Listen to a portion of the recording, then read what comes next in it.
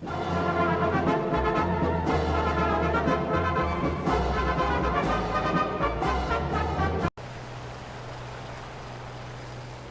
and well, welcome to War Thunder for those of you who don't know what this is, and welcome back for those of you who do.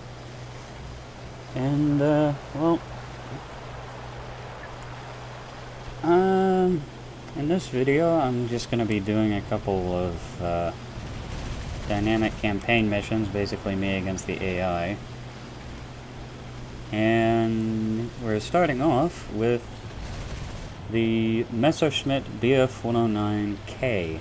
This is the last of the piston engine fighters in the Messerschmitt line. And man, is it a good... It's not the best plane in the world, but at least tier for tier, in the 109 line, I don't think this really is the best, but it's pretty good. Unfortunately, one of the biggest problems with it is that it has the 30mm MK108 when you get it fresh out of the box. You can get the 20mm now, thankfully, since they put that in one of the earlier patches. So you don't have to use the 108 along with the 20mm cannon pods, but at least not anymore. You can have all 320s, or you can have just 120 and then the piss poor 13 mils. But unfortunately the game stuck me with the 30mm, so yeah, 30mm to shoot down Mark 24 Spitfires. Yay! Boo.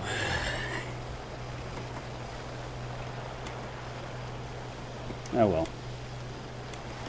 And actually, for those of you who have no idea what the hell I'm talking about, well, or what I'm complaining about, what I'm complaining about with the 108 is it's not so much the gun itself. Well, actually, no, it is the gun itself. It's not so much the shells themselves, it's more the fact that the gun has probably one of the worst muzzle velocities in the game. And not only that, but as you can probably tell by the upper left-hand corner of my screen right now, it has almost no ammunition. And it has a very, very high rate of fire too, which does not help. Alright. But when it hits something, it does that, so that's nice.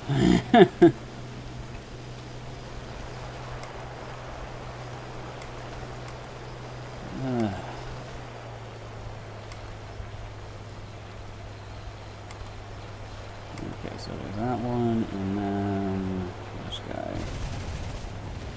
Ouch. Yeah, actually, the reason why the 108 actually has such a piss-poor muzzle velocity is because of the fact that it basically is a howitzer. It does not have a very long... the gun does not have a very long barrel. So there's not a lot of energy for the gun to, or for the shells to have once they come out of the barrel. And also because of the weight of the shell, it loses a lot of velocity over range, so that doesn't help it either.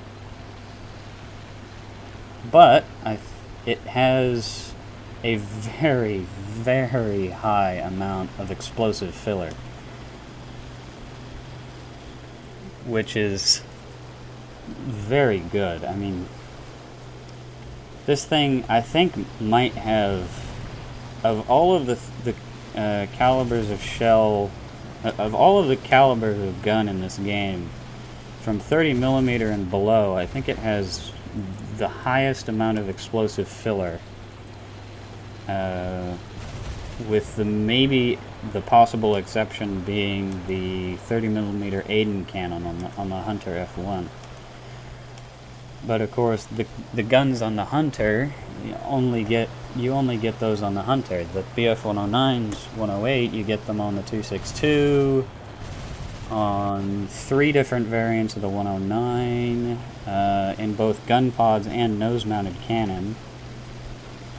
You get them on the you get them on all 3 variants of the ME262. You get them on the the ME163. You get it on the TA152, the TA152H, the Focke-Wulf D12. What else gets this gun? I think that's it. But there's a lot more planes that get the 108 as opposed to the 30mm Aiden.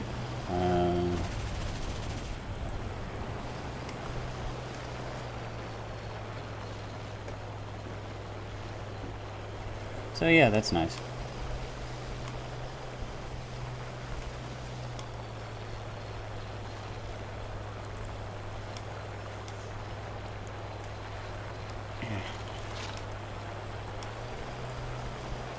Of course, my biggest problem with the BF-109K isn't so much the 30mm, it's the machine guns. The 13mm machine guns are absolutely awful. You can get kills with them, but it just takes forever.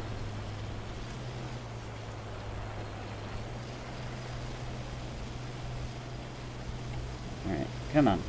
Stop being a pain.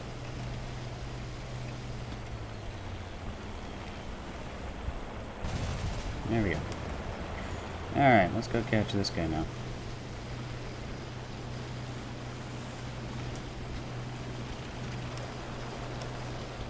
He's on the deck. Alright.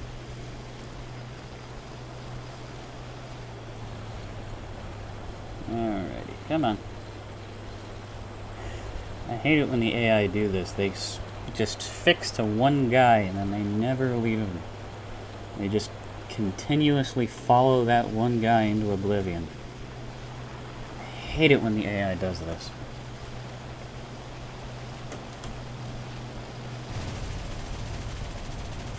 Just use the 13s. I'm never going to hit him with the 30mm at this range. It just doesn't have the velocity.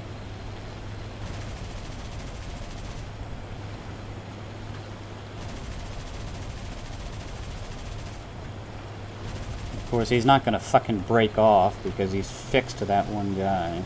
Oh, finally he broke. Oh my god. I was going to have to follow this guy to the ends of the earth. Alright, he's dead. Oh, there's one. Wait, are my flaps on? No, they're not.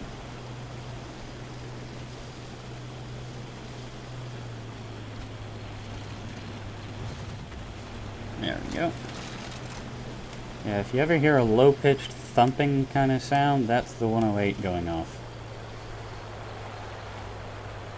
Now my flaps are down.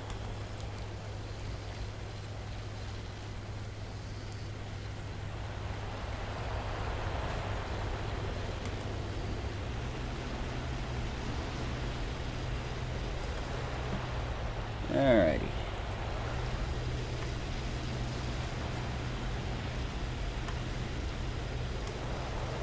Whoa. Yeah, if you want to know what that 13.9G means, that basically means 9 times the force of gravity, or 13 times the force of gravity being exerted onto the plane. And if you want to know what that feels like, or if you want to know how much you would weigh in that circumstance, multiply with however you weigh times 3, or times 13, or times 9, or whatever the coefficient is.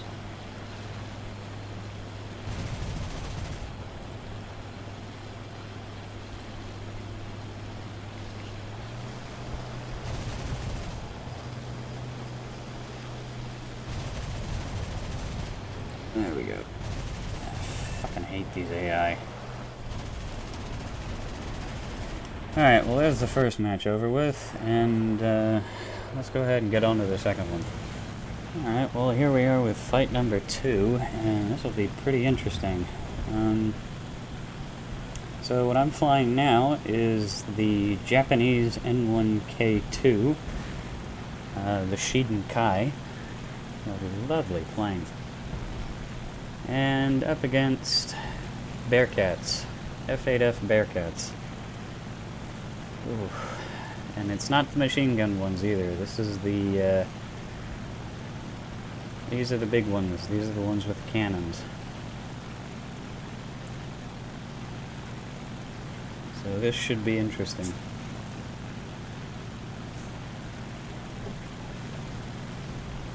Thankfully there's only 12 of the buggers, so...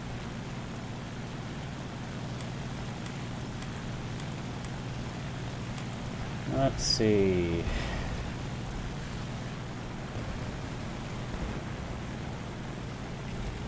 Oh, on me. Let's do this.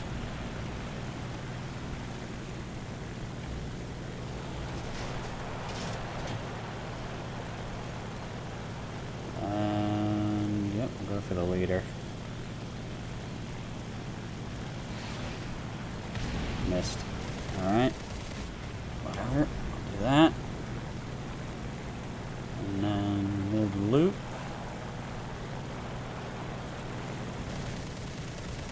Roll back on. Pull the nose up.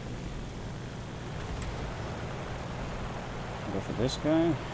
Flaps in.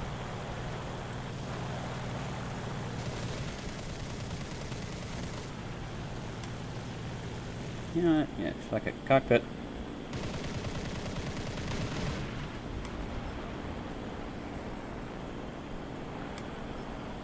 There he is.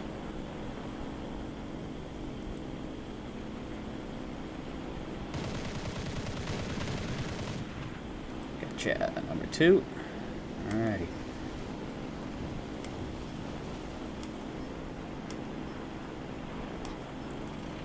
There's one there. This guy. Hits. There he is. Come here. Long range fire, this is not gonna work. The rocket's back up. There's the Bearcat. Oh, there's another one. No, stay on this guy.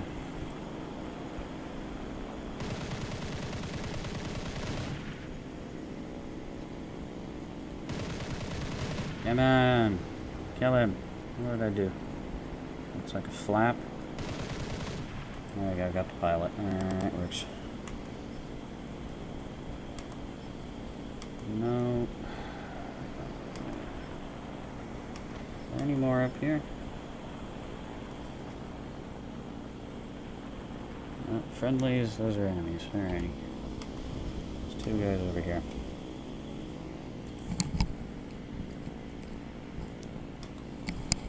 Go for this one.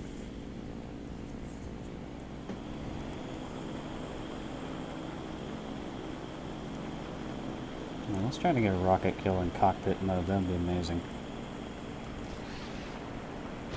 Oh, just missed him. Son of a bitch. Alright, well, let's just kill you the old-fashioned way. There we go, got him.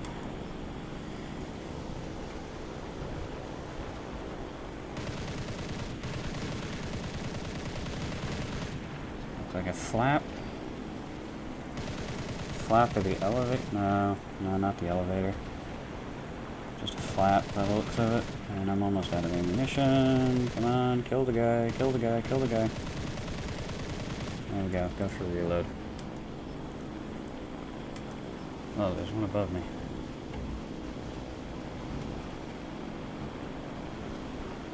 Oh, there's 2 above me. Oh no, that's not good. Okay, we're gonna have to go for these guys first. First rule of aerial combat, always work from top to bottom.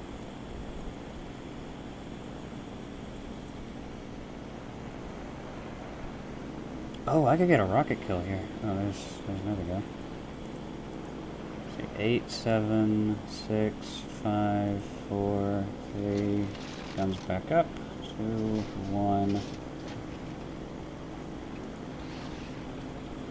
Ah, just barely. Alright, so I need to get a little closer. 7. I'm gonna go to 6, and then...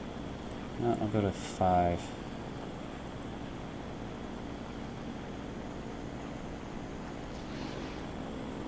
Ah, he's still just a little bit too far away. I think I might have had to do it at 2 kilometers. Alright, well there's nobody behind me. Those guys are diving. There's still this bearcat, so we'll go for this guy first. Nobody behind me. Anybody else at this altitude? Doesn't look like it. Alright, good. Let's get this guy.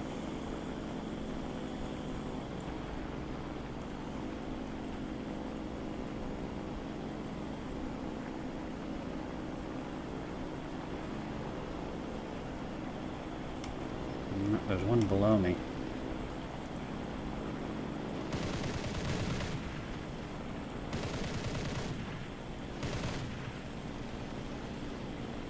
You stop jinking!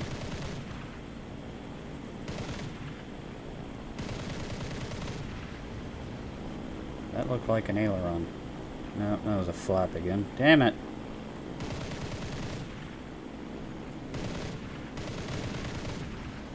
That was the other flap, and no, that was the elevator. Got him.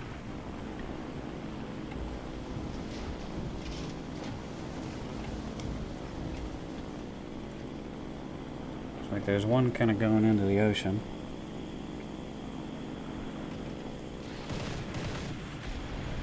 That missed by a long shot. Alright, I'm going to try to get to within 2 kilometers this time, and then I'm going to release it.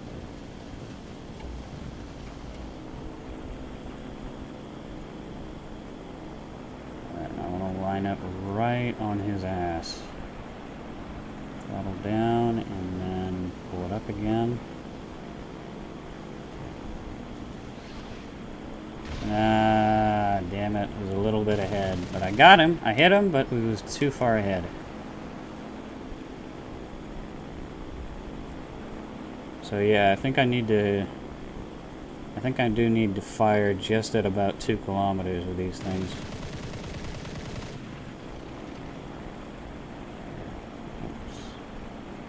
There's still the one guy left down on the deck, so... let's just go ahead and kill this guy. Alrighty.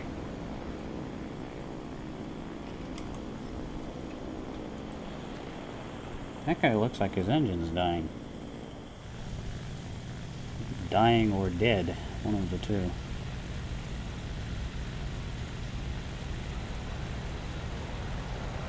Still pretty good. He's still pretty high up here, though.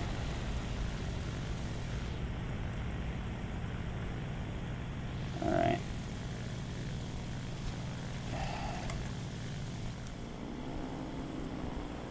So throttle down. I want to get as slow as I can. I don't want to overshoot this guy. Of course, that's exactly what I'm going to do. Alright, rocket's back, so that'll add some drag to the plane.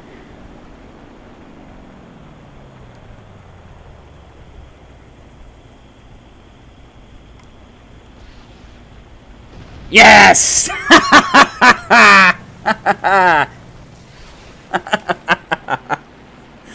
Oh, that was beautiful. Oh, that was amazing. Oh, hold on. I want to do that again outside a cockpit. Oh my god, that was fucking beautiful.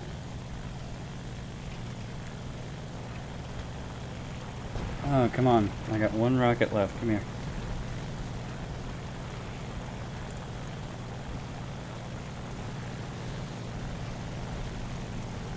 Alright, yep. The more maneuvering you do, the easier it'll be for me. No,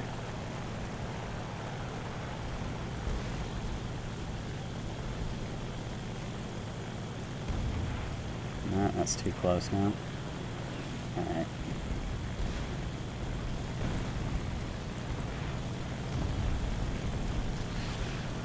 Nah, damn it, it was too far behind. Alright, whatever. That was amazing. That was amazing. Alright, I'll be right back for the last one. Alright, so this is the last match. And, well, I'm gonna stop picking on the Americans. I'll fly some Russians and shoot some Germans down instead for this last one. So, this is the Lavochkin LA-7. This is a Russian late war fighter. And it's amazing. I have to say, I absolutely adore the LA-7. It is such a great little plane to fly. It's fast, it has a really good climb rate, it's maneuverable, it's well armed, it has a really good amount of ammunition, the roll rate is amazing. It's just a fantastic aircraft. If I had to label one real problem with the LA-7, I'd say the fuel load. The fuel load is not very good. As you can see, only 37 minutes. I have unlimited fuel on, so that doesn't make any difference, but yeah. Oh.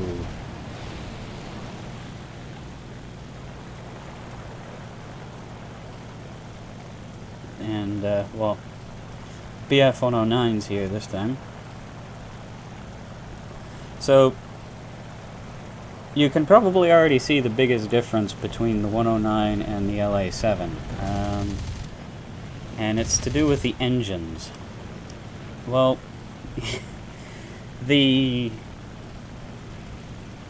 BF 109 has what we call an inline water-cooled engine. A water-cooled inline engine. And the LA-7, by contrast, has what we call an air-cooled radial. Now, there are a couple major differences between the two. Also, in the last couple of matches, the Bearcats are radial-engined aircraft, so are the N1Ks, the N1K2s that I was in, and let's see, the first one was, oh, I can't even remember.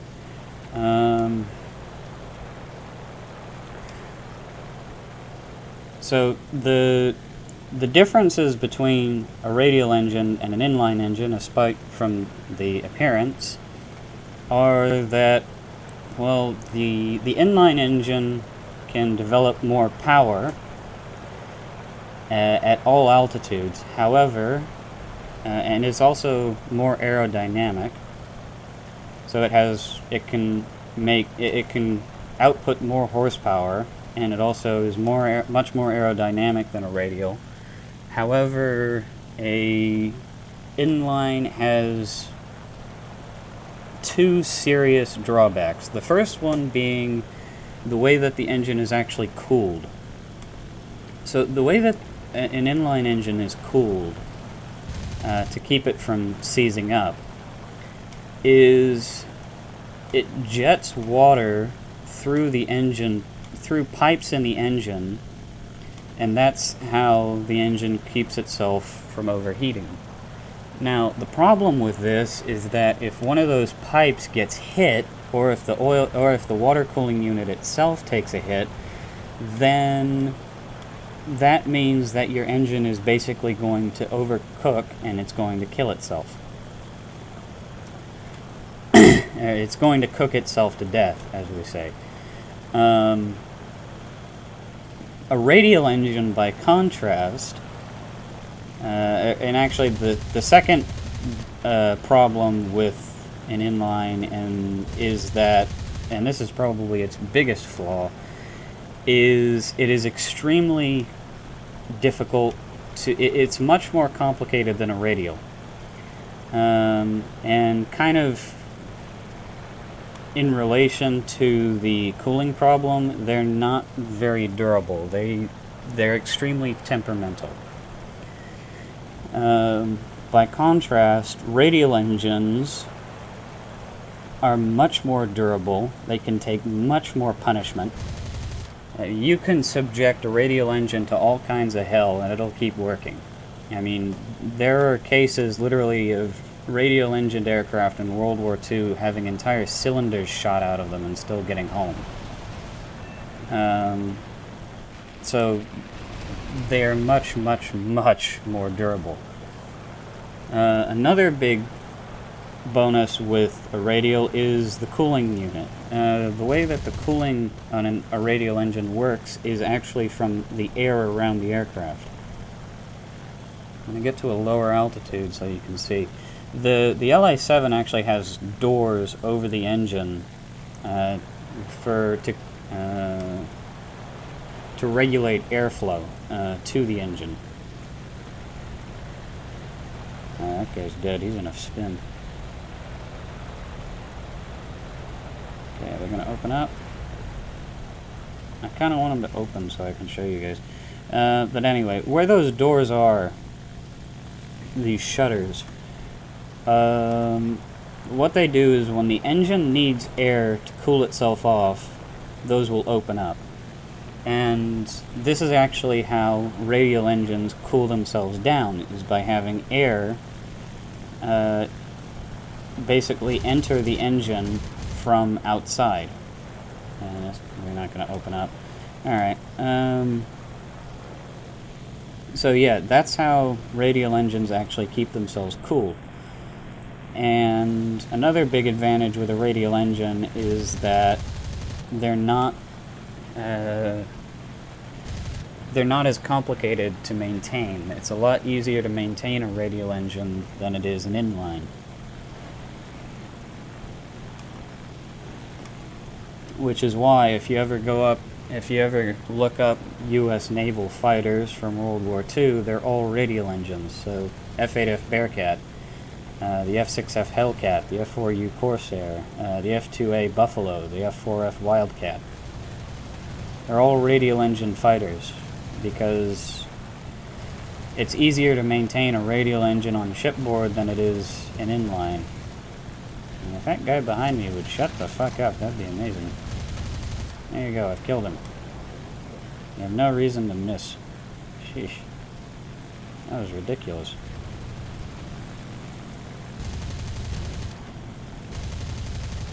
Alright, and here's the inside of the cockpit of the LA-7, by the way. Very nice, a lot of visibility.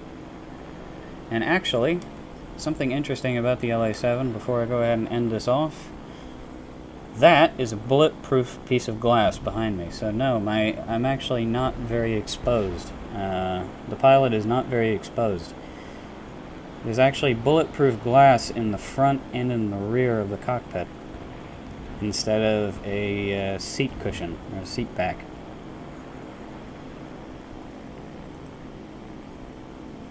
Alright.